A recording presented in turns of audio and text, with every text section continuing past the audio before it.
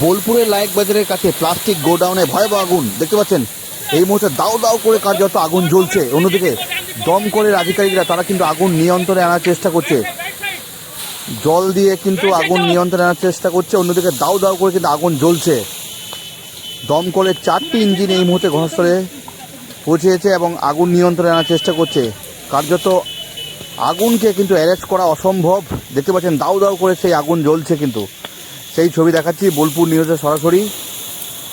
বোলপুরের লায়েক বাজারের কাছে এই ঘটনাটি ঘটেছে। প্লাস্টিক গোডাউন, যেটা জানা যাচ্ছে প্লাস্টিক গোডাউনে আগুন ধরেছে এবং সেই আগুন কিন্তু কার্যত নিয়ন্ত্রণের বাইরে। কিভাবে আগুন লাগলো এখনও কিন্তু পরিষ্কার নয়। তবে এই যে প্লাস্টিকের গোডাউন, বিপুল সম্ভার, বিপুল টাকার ক্ষতি, কার্যত মাথায় হাত কর্তৃপক্ষের।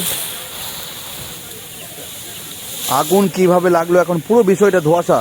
যদি এই পুরো ঘটনা তদন্তে শান্তিনিকেতন থানার পুলিশ এবং আগুন যে কিভাবে লাগলো এই বিষয়টা, পুরো বিষয়টা দমকলের ইঞ্জিন যারা আধিকারিক বুঝিয়েছে তারা দেখছে খতিয়ে পুরো বিষয়টা।